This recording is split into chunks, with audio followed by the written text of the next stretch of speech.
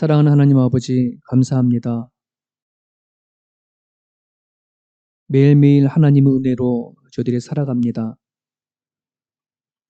하나님이 부어주시는 은혜가 아니면 정말 한순간도 저희들이 살아갈 수 없음을 고백합니다.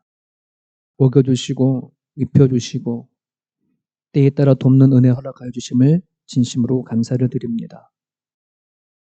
우리에게 앞에 기다리고 있는 미래의 삶이 어떤지 알지 못하지만 어떠한 어려움과 유혹이 있다 할지라도 하나님 한번 바라보고 믿음 지키며 살아가는 우리 모두가 되어질 수 있도록 도와주시옵소서. 우리들의 신앙을 날마다 점검해 볼 수 있게 하여 주옵시고, 우리가 아는 예수 그리스도의 그 복음을 사랑하는 가족들과 내 이웃들에게 전하며 살아갈 수 있도록 허락하여 주옵소서. 예수님을부터 받은 그 믿음의 씨앗들을 잘 키우고 성장시켜 우리 안에 자라나서 꽃을 피고 열매를 맺을 수 있도록 하나님 허락하여 주옵소서. 감사하며 예수님 이름으로 기도합니다. 아멘. 우리 갈라디아서 1장 11절에서 24절까지 같이 보겠습니다.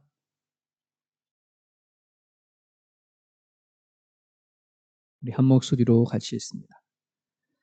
형제들아, 내가 너희에게 알게 하노니 내가 전한 복음은 사람의 뜻을 따라 된 것이 아니니라. 이는 내가 사람에게서 받은 것도 아니요 배운 것도 아니요 오직 예수 그리스도의 계시로 말미암은 것이라. 내가 이전에 유대교회에 있을 때에 행한 일을 너희가 들었거니와 하나님의 교회를 심히 박해하여 멸하고 내가 내 동족 중 여러 영갑자보다 유대교를 지나치게 믿어 내 조상의 전통에 대하여 더욱 열심히 있었으나 그러나 내 어머니의 태로부터 나를 택정하시고 그의 은혜로 나를 부르시니가 그의 아들을 이방인에 전하기 위하여 그를 내 속에 나타내시기를 기뻐하셨을 때에 내가 곧 혈육과 의논하지 아니하고 또 나보다 먼저 사도된 자들을 만나려고 예루살렘으로 가지 아니하고 아라비아로 갔다가 다시 다메섹으로 돌아갔노라. 그 3년 만에 내가 게바를 방문하려고 예루살렘 올라가서 그와 함께 15일을 머무는 동안 주의 형제 야고보 외에 다른 사도들을 보지 못하였노라. 보라, 내가 너희에게 쓰는 것은 하나님 앞에서 거짓말이 아니로다. 그 후에 내가 수리아와 길리기아 지방에 이르렀으나 그리스도 안에 있는 유대의 교회들이 나를 얼굴로는 알지 못하고 다만 우리를 박해하던 자가 전에 멸하였던 그 믿음을 지금 전한다 함을 듣고 나로 말미암아 하나님께 영광을 돌리니라. 아멘. 여러분, 그 대나무에게는 마디가 있다는 거 알지요? 그 마디가 강한 바람에도 잘 견디게 하고 부러지지도 않게 하는 그러한 힘이 있다는 거. 근데 이 마디는 대나무가 성장하는데 쭉쭉 성장하다가 탁 멈춰버려지는 그 멈춤을 통해서 만들어진다라고 얘기를 하죠. 사람들은 뭔가 성장하고 자라다가 뭔가 잘 되다가 뭔가 탁 멈춰지는 그 순간이 닥쳐오면 견디기를 되게 힘들어 합니다. 하지만 여러분, 대나무에게서의 그 멈춤은 너무나 중요합니다. 그 시간이 마디가 형성되어지는 시간이요. 그리고 더 성장할 수 있는 기반이 되어지는 거거든요. 이처럼 우리 인생의 속에서도 살아가다 보면 모든 게 딱 멈춰져 가는 것 같은 시간이 있고 뭔가 절망하고 안 좋은 일이 닥쳐지는 시간이 있다 할지 모르겠지만 그 시간을 내가 어떻게 다루고 어떻게 그것을 핸들하느냐에 따라서 그 멈춤과 그 시련과 그 고통과 그 아픔은 대나무의 마디처럼 그 힘을 발휘할 수 있는 그런 마디가 되어지는 사실을 기억하셨으면 좋겠습니다. 그래서 마디라는 것이 시련의 자취이지만 힘의 근원이 되어지고 또 성장의 발판이 되어지는 거죠. 저나 여러분들이나 이 코로나의 기간 이 시기가 어쩜 우리들에게는 이렇게 마디가 형성되어지는 시기가 아닌가 하는 생각을 해보게 되어집니다. 여러분의 삶의 현장 속 가운데 이 어려운 시기를 통해내서 내 믿음이 깊어져 가고 하나님 앞에 더욱더 가까이 갈 수 있는 그런 시간으로 바꿔버릴 수 있었으면 좋겠습니다. 본문에는 사도 바울의 일대기가 간략하게 기록이 되어져 있습니다. 그러니까 약간 바울 입장에서는 자서전적인 그러한 내용이 담겨져 있는 부분인데요. 특별히 이제 13절과 14절 같은 경우에는 바울의 자기 과거의 삶을 고백하는 내용이 담겨져 있습니다. 바울은 유대 교회에 꽤 심취해서 그렇게 시절을 보냈음을 얘기를 하고 있는데요. 여러분, 유대교라고 한다는 것은 바벨론 이제 포로 시대의 유대인들의 종교입니다. 포로 기기가 마치고 나서 자기 고향으로 돌아온 귀한 자들을, 그 중에 에스라가 있었는데, 이 에스라가 성전이 왜 불타게 되어졌을까, 나름대로의 여러 가지를 고민하는 과정 가운데 다시 말씀으로 돌아가자라고 해서 하나님이 그동안에 주신 말씀들을 다 이게 모았어요. 하나님 말씀을 다 집대성 해가지고서는 그것을 분류를 했는데, 그 분류한 것이 오늘날 우리 구약 성경 39권에 해당되어지는 부분들인데요. 자, 성경 말씀을 이렇게 집대성한 것뿐만 아니라 이 성경을 하나하나 또 재해석했습니다. 서기관들이나 성경학자, 여러 사람들이 그 성경 말씀을 읽고 그리고 해석을 했고, 그것을 구전시켰고, 그리고 그것이 조상들의 전통으로 계속해서 이어져 내려오게 되어지고, 그게 유대교의 뿌리가 되어진 거죠. 그래서 구약 성경 자체가 아니라 구약 성경을 재해석해 놓은 것, 그러니까 모세의 율법에다가 첨가해 놓은 것, 이게 이제 유대교인들이 전통정처럼 아주 딱 강하게 붙잡고 있는 것들이라고 한다는 거예요. 예를 든다면 안식일을 거룩히 지켜라라고 하는 이 율법을 딱 받으면, 그러면 안식일을 거룩히 지키는 것이 어떤 건가라고 하는 것을 생각해서 그걸 자꾸 뭐 하는 거예요? 첨부시켜서 그렇게 그것이 또 하나의 전통이 되어지고, 안식을 지키려면 이렇게 해야 돼, 저렇게 해야 돼 하는 것이 계속해서 이어져 내려온 거죠. 이게 이제 유대 종교인데, 바울은 여기에 깊이 심취해 있었다는 말입니다. 근데 결과론을 보게 되어지면 바울은 그렇게 유대계 전통을 지켜왔던 그 삶이 하나님 앞에 영광이 되어지는 것이 아닌 도리어 하나님의 아들 예수 그리스도를 보내주신 것에 대한 대적자로 살아가게 되어진 거죠. 바울은 나중에는 그가 고백을 하기를, 정말 자기가 하나님을 만나지 못해서 그냥 어떤 종교적인 어떤 가르침 안에서 살아왔던 것, 그것이 내가 잘못되어진 행동으로 나온 것에 대한 그런 고백도 하게 되어지는데, 여러분, 그렇게 유대교에 심취했던 바울이 어떻게 하나님의 부름을 받게 되어졌고 이방인의 전도자가 되어졌을까라고 하는 것이, 이제 바울이 고백하기를 나는 하나님이 찾아와 주시고 만나 주셨다라고 하는 그런 고백을 하고 있는 거예요. 바울이 바울되는 과정 안에는 단숨에 되어진 것처럼 보이지만 그러지 않아요. 많은 시간의 과정이 있었고, 그리고 그 시간들 속에 하나님 어떤 사건과 정황들을 하나님께서 보여주셨습니다. 그러한 것을 가지고 우리는 영적 표징이라고 얘기를 하고, 또 터닝 포인트라고도 얘기를 하지 않습니까? 하나님을 머리로 알고 나름대로의 자기가 여러 가지 지식을 가지고 쌓아왔던 하나님인데, 바울은 그런 하나님을 결정적인 순간에 영적인 표징을 통해 가지고 하나님을 만나게 되어졌습니다. 그래서 오늘 성경 안에 보게 되어지면 자신을 참된 사도로, 참된 그리스도인으로 변화시킨 그 세 곳의 지명이 나오는데요. 그것은 이제 다메섹, 아라비아, 예루살렘, 이렇게 지명이 나옵니다. 이곳은 정말 바울이 바울되게 한 것이고, 바울로 하여금 하나님 앞에, 예수님 앞에 돌아오게 하는 그런 영적 표징이 되어지는 그런 장소인데요. 이 장소를 통해 가지고 우리가 좀 하나님 말씀을 살펴보려고 합니다. 왜냐하면 바울에게 이 장소는 대나무의 마디와 같은 그런 역할을 했던 곳이기 때문에 그렇습니다. 먼저 15절부터 16절에 보게 되어지면 하나님이 바울을 만나시기 위해서 행하신 세 가지 일이 나옵니다. 어머니 태에서부터 선택되어진 거, 그 선택을 얘기를 하고 있습니다. 바울이 하나님을 찾은 것이 아니라 하나님이 바울을 먼저 택하시고 찾아오신 것을 그는 고백을 하게 되어집니다. 그리고 에베소에 보면 창세전부터 하나님께서 우리를 선택했다라고 말하잖아요. 근데 하나님 안에서는 시간 개념이 거의 없어요. 우리들에게 창세전부터 선택했다라고 하는 이 표현은 뭐냐 그러면 하나님의 입장에선 당 하나님의 절대적인 주권 하에서 내가 너를 선택했어 이런 말을 좀 이해하기 쉽기 위해서 창세전부터 선택했다고 하는 표현이지, 하나님 안에는 하나님 시간의 개념에 대한 별로 없잖아요. 그러니까 하나님은 바울을 절대적인 주권 하에 이미 그 태 속에 엄마 뱃속에 있을 때부터 택정했다는 사실을 이제 바울이 깨닫게 되어지는 거죠. 어떻게 해요? 다메섹 도상에서 예수님을 통해서 만나게 되어지고 깨달아짐과 동시에, 그리고 그 하나님이 은혜로 부르셨고, 그리고 16절에 보면 그 하나님이 나에게 나타나셨다.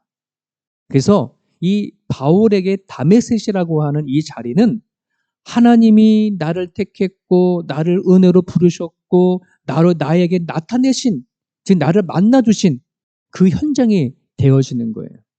그 전까지만 하더라도 바울은 하나님을 그냥 머리로 알고 어떤 학문적으로만 알았지 그 하나님을 온몸으로 체득하는 그런 경험의 하나님이 아니었었거든요.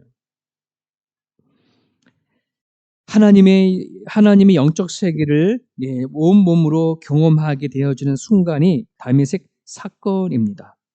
바울은 예수님을 만나기 전에 정말 누구보다도 유교적인 사상을 가지고 철저하게 안식일을 지키며 살았던 사람, 누구보다도 종교적인 차원에서 경건하고 열심히 하나님을 위해서 일했던 사람이 바울이었습니다.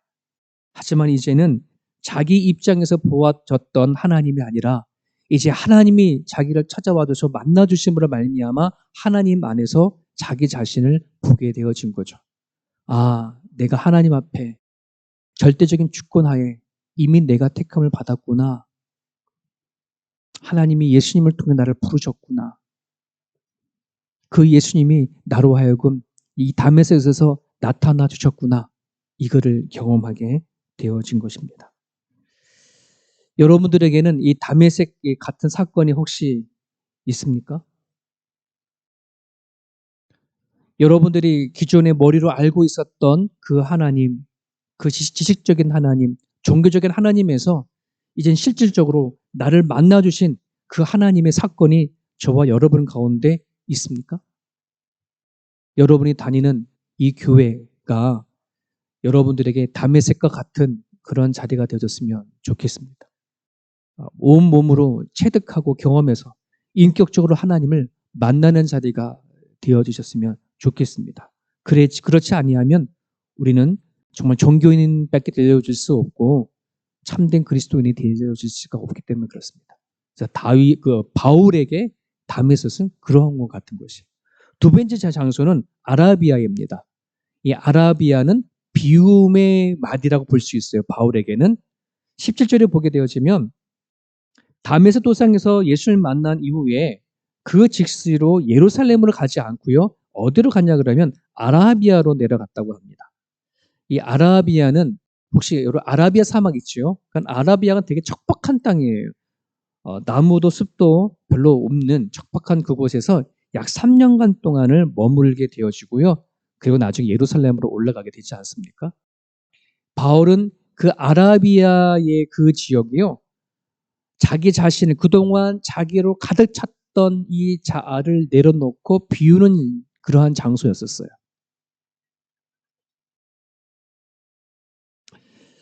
성경을 보게 되어지면 하나님의 종들을 이처럼 사막으로 먼저 보내서 훈련시키는 곳을 종종 많이 보게 되어지는데요. 모세도 그랬습니다.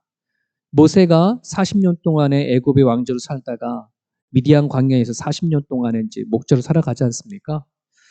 그냥 왕자로 있었을 때의 불름 참 좋은데 40년 동안의 목자로서 아무것도 아닌 자기 자신이 이제는 주님의 죽을 날만 부르실 날만 기다리고 있었던 나이 80의 모세를 하나님이 부르셨지 않습니까? 그만큼 40년의 그 미디안 광야에서 자기 자신을 비워내었을 때에 하나님이 그를 불러준 것 같은, 엘리야도 마찬가지입니다. 호렙산으로 가게 하신 것, 그것은 뭐냐면 하나님이 엘리야로 하여금 자기네 있는 것을 다 비워내고 하나님으로 또 채워졌을 때 다시 엘리야를 통해서 일하신 하나님을 보게 되어집니다. 예수님도 마찬가지죠. 공생의 기간 시작하기 전에 강에 나가서 40일 동안 금식을 함을 통해서 하나님 자신을 비워내놓고 하나님과의 교제를 통해서 사역을 하게 되어졌던 것처럼, 바울은 이 아라비아라고 하는 이 지역은 자기 자신을 비워내는 자리였습니다. 자기의 자아의식들, 교만, 완악했던 것들, 포악했던 자기가 살아왔던 30년 동안의 세월들을 비워내는 시간이 그 아라비아의 3년의 시간이었어요. 그런 부분들 안에서 오늘 저나 여러분들에게 이러한 가정이 또한 있기를 간절히 바랍니다. 여러분 11절과 12절에서 내가 전한 것이 아니라 오직 예수 그리스도의 계시로 말미암은 것이다 라고 말했을 때에 아라비아에서 3년 동안 예수님을 통해서 받은 그 메시지, 받은 그 계시를 통하여져서 복음 사역이 시작되어진 것을 보게 되어지죠. 훈련의 과정이에요. 하나님과 깊은 만남의 과정이라고 한다는 것입니다. 신앙생활을 하는 많은 사람들을 이렇게 보게 되어지면 교회를 다닌 지는 되게 오래되어졌으나 하나님과의 이 비움의 만남의 시간이 없는 채 교회를 다닌 성도들이 아주 많이 있습니다. 그러니까는 다메섹스는 갖고는 있으나 하나님과의 만남의 경험을 갖고 있으나 아라비아의 시간을 갖지 못하는 거죠. 비움을 내려놓고 나로 가득 찼던 그것을 내려놓고 하나님을 채우는 그런 시간이 부족한 분들도 참 많이 있습니다. 코로나 이 기간이 그런 시간이 되어졌으면 좋겠습니다. 내 안에 있는 나의 자랑, 나의 주관적인 생각들, 나의 분노들, 쓴뿌리들, 찌꺼기들, 아직도 해결되어지실 때 하지 못했던 부분들을 하나님 앞에 가지고 나가서 처리하는 그런 시간이 되어졌으면 좋겠습니다. 마지막 하나의 장소는 예루살렘입니다. 이 예루살렘은 바울에게 하나님의 메시지, 다 자신을 부르신 그 하나님을 위해서 살아내가는, 펼쳐버리는 그러한 시간들이죠. 주님을 만나고 나를 비움으로 주님을 채워졌을 때에 주님을 위해서 이제 삶 속에서 실현해 나가고 실천해 나가는 그것이 예루살렘입니다. 바울은 예루살렘을 자기 생애에 걸쳐 4번 정도 올라갔는데요. 그 4번의 예루살렘을 통해서 하나님부터 받은 그 메시지를 고스란히 선포하고 전하고 했던 곳이 바로 예루살렘입니다. 이 예루살렘에서 로마까지 가고자 원했던 그 꿈이 생겼고, 그리고 하나님의 앞에 기도함을 통해져서 자신의 인생을 예루살렘을 중심으로 해서 펼쳐나간 것을 우리는 보게 되어주죠.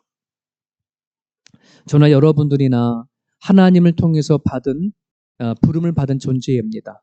하나님 선택을 받았고 부르심을 받았고, 그리고 하나님을 통해서 일하는 존재로 우리는 세워졌습니다. 하나님이 내 남은 인생을 하나님의 사역을 위하여 하나님의 비전을 위해서 같이 일해 볼 수 있는 그런 날들이 여러분 가운데 있었으면 좋겠습니다. 그래서 여러분 각자에게 나에게 예루살렘은 무엇인가, 남은 인생을 무엇을 위해 살아가야 할 건가 라고 하는 그 비전의 꿈이 펼쳐질 수 있기를 간절히 바랍니다.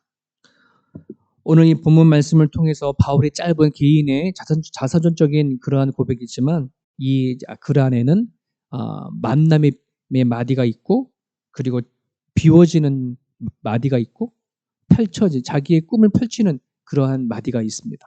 오늘 저와 여러분들에게 그러한 자리가 우리 가운데 있게 해달라고 기도했으면 좋겠습니다. 여러분 살아간 삶의 현장 가운데 어렵지만 그 자리가 하나님과의 깊은 만남의 자리로서 인생에 더 깊이 성장해 갈 수 있는 그런 마디가 되어지기를 간절히 바랍니다. 같이 기도하겠습니다.